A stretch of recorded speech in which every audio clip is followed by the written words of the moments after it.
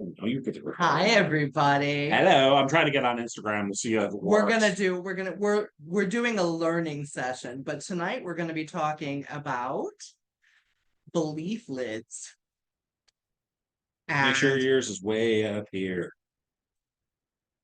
and how it's different between men and women. It's very interesting. The I have no idea if I'm gonna be able to do it. oh, all right. Well, we're figuring things out. So I think we are live on Facebook. Ooh, story live there. Hey everybody. I'm not sure if we're live or not, but we're gonna find out anyway. Live. We're live. We're just being ridiculous. So tonight we're talking about belief lids. And the reason that we're having this discussion is because a couple of weeks ago, TikTok started having a follow train so that everybody could learn or grow their community so that everybody could make a little bit of money.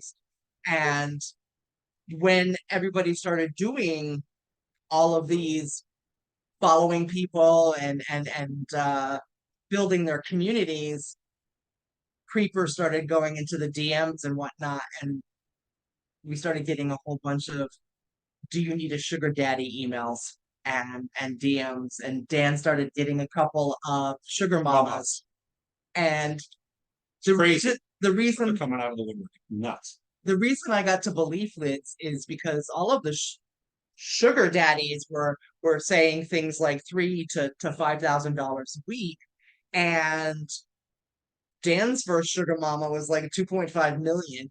Yeah. And Complete fake account. Someone that runs supercars would never even think to even do something on that line personally. but So all of it is scams, right?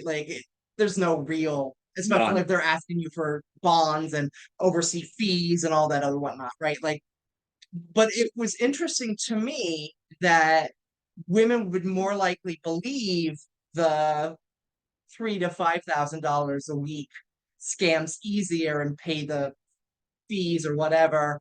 And it's more likely for a man to believe that he's worth more. So I wanted to have a discussion about that tonight. So You can. So that's what we're going to do. So thanks for everybody joining on Instagram and Facebook. We're on as well. So thanks everybody for joining. We appreciate it. and YouTube, we're gonna get it on YouTube. Yeah. We're learning. We're learning. We'll Who figure it cares? all out, Who right? cares? So belief lists. It's like really what you believe in. Where are your beliefs? Between men and women being different, like Tonya was saying. It's are you worth where what's your worth is what you believe in and your personal belief versus your professional belief, which are two completely different subjects, but they do correlate with each other. So they can also be in alignment. So when you align yourself truly, not only with your partner, but yourself, because you need to start with yourself first. Absolutely. That's where all of those belief lids will come into play. And also that plays into on your professional. So, but on a personal level, let's kind of go there first, I think. Yeah. I think Yes. that Let's would be talk better. about personal belief lids and So, how we even ascertain. Why don't we start with what the belief lid is? yeah, we could do that. Sure. So your belief lid is the highest degree in that specific thing that you're going to believe. So if you believe that you have the confidence to walk on a stage and give a presentation, then you can do that. But if you don't believe that you can do that, it's much harder for you to do. So you know what? We weren't live before. We were talking about it. We weren't even live. That's okay. We're figuring things out. So we're talking about belief lids, and the first thing that you do is you Okay. ascertain what for lack of a better word, skill point item that you want to increase, Yeah, and you that determine where it's at. yeah. Are you high on the level? Just do it out of a one to 10. Where's your belief lid? So for me, fixing cars, where's my belief lid? You're gonna find it a lot higher than other people. I grew up doing it. My dad had a shop for many years and was a great teacher at it, and he's still working on people's cars to this day, and he hasn't had the business for 30 plus years, and people still call him up asking him questions about cars because of his belief in and how much he knows about cars. So where does it fall? Or baking, or creating something, whether it's sewing, you know, why not? I sew, and that's fine. It doesn't matter what it is. But put your mark on it and understand it. So you have your personal belief lids, and then you have relationship belief lids, like where you are in your relationship. I'm gonna get And, hit. I'm not gonna get hit. I'm kidding.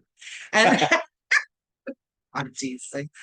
But it was very interesting to me personally to see how all of the fake scammy sugar daddies were coming in feeling that I valued myself at $5,000 a week, but the first sugar mama that slid into his DMs was like 2.5 million. I'll just give it to you. Yeah, just give me the whatever, and I'll send you $2.5 million. Sure, right. And so I started thinking about it, and I'm like, there is a very big difference in belief lids in men and women when it comes to finances, when it comes to the job market. There have been studies that show women will wait until they have all of the qualifications and requirements for a job posting before they will apply for that job. And men will be like, whatever, I'm 4% qualified, I'm applying for this. And it just shows the difference in your belief lid. And confidence is part of the belief lid, but it goes into more than that, right? Yeah, it's confidence is a huge part in a belief lid. So I don't know how to really, I have a harder time articulating it when it comes to a belief lid. I'm much more of a doer when it comes to that. So if we're talking about something in the moment, it can flow much easier for me. So, which is some of the reasons why I pick topics and then I can go into them and then, have just a run on of what I can talk about. So, because my belief lid is there, or, most often I truly have the information and I really do believe in myself on what I can talk about. And if I don't, I will definitely be much quieter during that conversation. So when you have that belief lid, are you more talkative or are you less talkative because of that belief lid? And is it because of that knowledge? Or do you just like to talk? I know people that just like to talk and they could talk and talk and talk, and it doesn't matter what the topic is. So, but that person and those people also have very high belief lids. So, and that's my opinion of them. So, and it's a great opinion of them because I hold them in very high regard. So, if they see this, if they find it or listen to it, it is a compliment to them, and I want them to know. So, But what's nice about your belief lid is you can elevate it if you put some time and effort into it. And the first thing you need to do is acknowledge where you're at with it. Like acknowledge that you're lacking or you want to enhance that skill set. So you decide to really evaluate where you're at with it, and then you do the work to figure out how to increase it. Audible books, reading physical books, finding mentorship, the right mentorship for individuals that will help you in that specific skill set. There's mentors all over the place that specialize in different things, and you're going to find the mentor that is right for you because when the student is ready, the teacher will appear, right? Well, when the student is ready, the mentor will appear. then they do. So, and you also have, and that can kind of segue into another portion of a belief lid. So, where does that fall in? Is like, are you going to take action and improve upon yourself. It's one of the things that we've learned is that you need to invest your time into things that not only interest you, but interest of actually elevating yourself. And that will in turn, that's where a lot of changes are made. And a lot of people don't really understand that, is that when you invest in yourself, it doesn't matter what part of yourself that is, you are going to see improvement. When you go to the gym, when you're consistent at the gym, what happens? If you're running a marathon, you're going to be much more consistent in your times. You are going to be much more controlled on what you're doing. How's your breath work? What's your speed? What's your pace? All of that typically improves as you go and as you practice. So, why would that be any different with any other aspect of your life?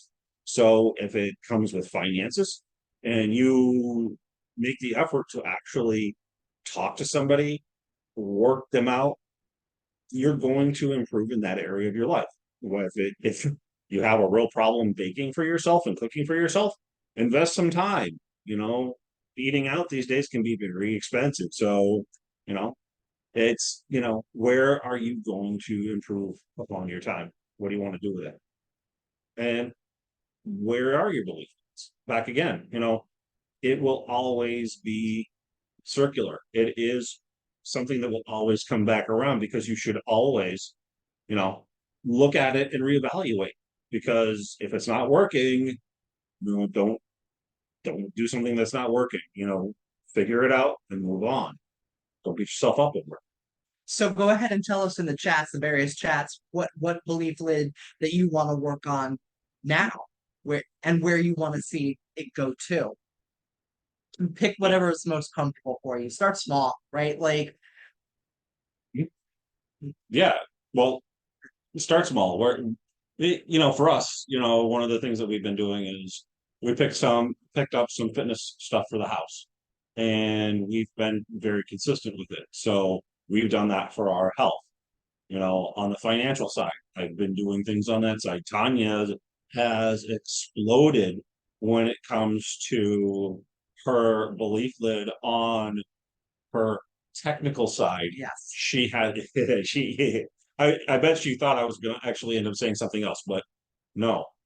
Her improvement on things that she does for us back of house with our all of our postings, or especially her postings, things that we have ready that we're launching. If you've seen some of the posts that we've put out, um where she's been doing that and she's been amazing with it, and she really deserves those kudos. For me with the technology, uh, the saying used to be, "Oh, I don't technology. I'm really bad at that. I don't know how to do that." And the first thing I stopped was saying that out loud. And then it became, okay, well, maybe I can do this. And we worked with that for a little while. And then I started to see exactly where I was with it, building landing pages in a half an hour, which is not as fast as it could be, but it's way faster than the first landing page at 2 hours, right? And building websites, those are always messy for me. And that's okay, right? Nobody looks at websites anymore anyway, right? It's all about the landing It's page. all about the landing pages. So, I'm currently building landing pages and nurture sequences and doing stuff like that. Actively writing in my goals. I write my goals twice a day. I am I am tech savvy is what I'm now saying, and I actually feel like I am tech savvy.